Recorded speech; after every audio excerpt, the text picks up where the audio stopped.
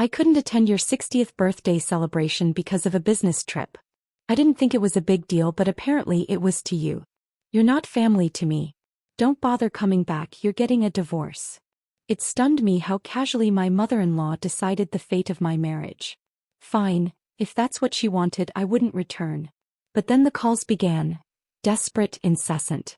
Please, come back home, she pleaded. My name is Tracy. I'm a 30-year-old office worker married to Joey for 3 years. Looking back, I'm amazed we've lasted this long. Joey and I first met through work. He frequently visited my office on business, and I admired his earnest dedication. His polite, friendly greetings were endearing. One evening, by chance, we bumped into each other at a bar. Drinks turned into exchanged numbers, then dates, and within a year, his proposal. Our whirlwind romance felt like fate.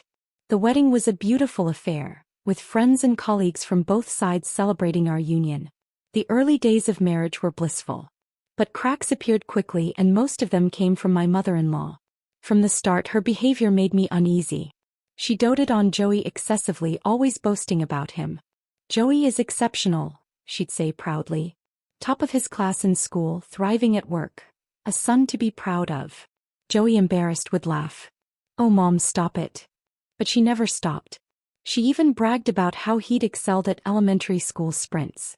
If it had just been harmless parental pride, I wouldn't have minded.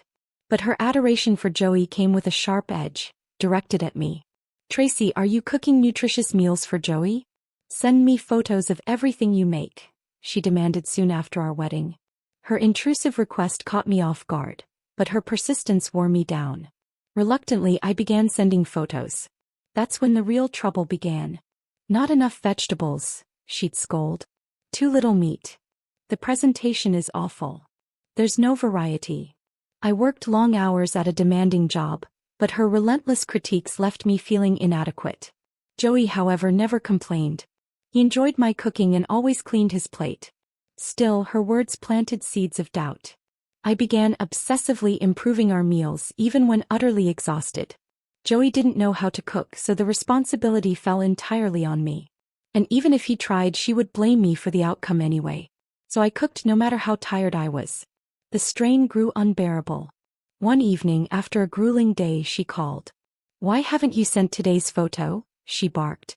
I just got home, I replied wearily. Just got home. That's unacceptable. This was my life. Walking on eggshells, striving for her approval while trying to hold my marriage together. Her contempt was rooted in my background. I hadn't gone to a prestigious university, and for that she looked down on me. A woman from such a third-rate college married my Joey, she had muttered at our very first meeting. The memory still stung. And Joey? He had only smiled wryly, offering no defense. That moment planted a seed of doubt. Did he agree with her? Was he ashamed of me too? As years passed, I realized Joey was a textbook mama's boy. At first, we spent time together as newlyweds, but gradually his priority shifted to frequent visits to his parents' house. Holidays like Easter and Christmas were non-negotiable. Every trip was an ordeal. Tracy, your cooking is terrible. I feel sorry for Joey every day, she sneered. Watching you cook in person confirms it. You're failing as a woman. Cooking in her kitchen was a nightmare. She deliberately withheld instructions, sabotaged the process, and berated me the entire time. It was clear. To her, I wasn't a daughter-in-law. I was the intruder who had stolen her precious son. Her harassment took its toll. Joey's unwillingness to defend me, combined with his growing indifference, made me question our marriage. The thought of divorce lingered, but the effort I'd put into the relationship kept me holding on. 3 years dragged by. Her criticisms escalated, and she found a new target. 3 years, and you haven't given me a single grandchild? Useless. Coming from a third-rate university, everything about you is third-rate, your homemaking, your work. The only contribution you could make is having children. Her words cut deeply. But I refused to let them define me. People who are truly happy don't need to tear others down.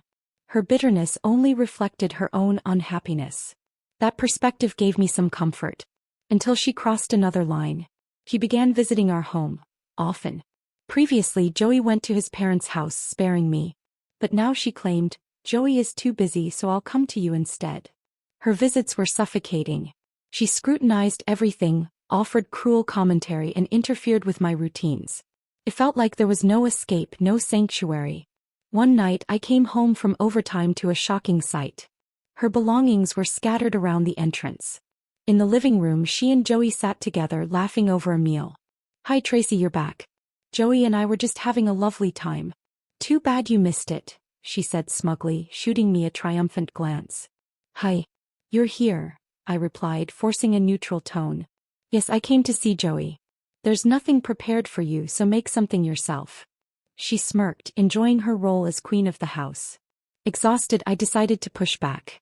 "Did you use the groceries without asking? It's common sense to at least let me know," I said firmly. Her face darkened with rage. "Why should I ask you? Living off Joey's support, and yet you have the nerve to talk to me like this." I froze. Living off Joey's support? My eyes flicked to my husband. He stared at the table silently. He didn't defend me. But the truth was far from her fantasy. I was the one supporting the household. As a manager at a thriving company, my salary was more than double Joey's. Despite his academic background, he had struggled at work, passed over for promotions and outpaced by younger colleagues. His salary had dwindled to less than half of mine. Yet my mother-in-law remained oblivious. "That's right," she sneered. "You're the one who begged Joey to marry you. How dare you act so insolent? You're hopeless. You can't do housework, you can't work properly, and you can't even give him children. You're just a series of failures. Who knows when Joey might finally leave you?" I turned to Joey, silently begging him to defend me. He shifted uncomfortably. Before mumbling weakly, Joey pleaded, "Mom, don't say things like that. I'm not leaving her." "Oh Joey, you're always so kind," she cooed, ignoring his words. "But if I don't keep this woman in line, she'll get carried away.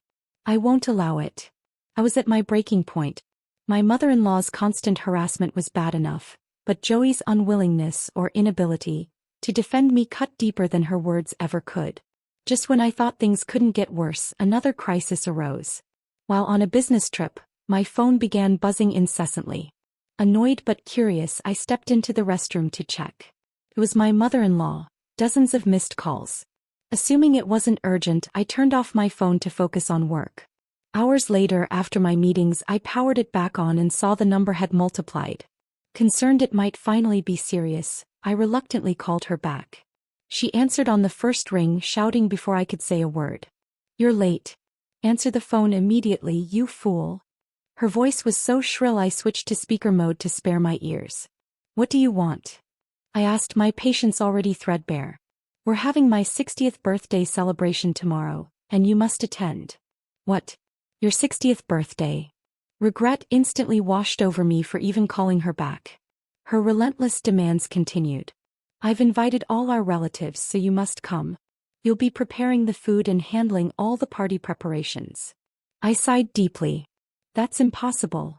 Her voice rose sharply. "What are you saying? You don't have the right to refuse." "I'm on a business trip right now," I explained, trying to stay calm. "Business trip? Don't lie. You're probably just on vacation." "Hurry back," she barked. I had reached my limit. "Stop it.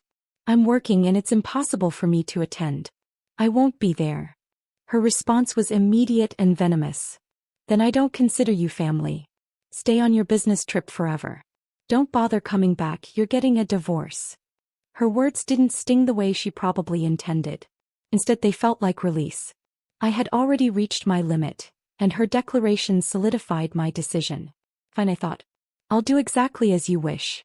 I refused to return, ignored Joey's calls, and blocked my mother-in-law when she bombarded me with messages. I moved back to my parents' house and commuted to work from there. For the first time in years, I felt peace. A month passed quietly before she called again, this time sounding desperate. "Please come back right now. If things continue this way, Joey will be..." Her voice cracked, panicked. Without my income, Joey couldn't cover their rent. His inability to manage basic chores meant my mother-in-law had to step in, cleaning and taking care of him like a child. Facing eviction and financial strain, her desperation was palpable. But it wasn't my problem anymore. I cut her off mid-sentence. "The signal seems bad. I can't hear you. In any case, I'll be divorcing Joey. Goodbye." "Wait, hold on." I hung up and blocked her number for good. The next step was hiring a lawyer and formally filing for divorce. Joey caved quickly, avoiding a court battle, and I even secured alimony from him. After the divorce, he moved back in with his mother. But life didn't improve for them. His lies about financially supporting our household were exposed. His already stagnant career nosedived after a major mistake, and his salary was cut even further. My former mother-in-law, devastated by the reality of her son's unreliability, fell into a bedridden depression. Joey sent me countless emails begging for help, but I never responded. They were a toxic pair, and cutting ties with them was the best decision I ever made. Now I've settled into a small apartment close to work, fully focused on my career. I'm not interested in love or relationships for the time being. Instead, I'm channeling my energy into achieving new milestones and aiming higher professionally. For the first time in years, my future feels bright and free, something I never would have had if I'd stayed.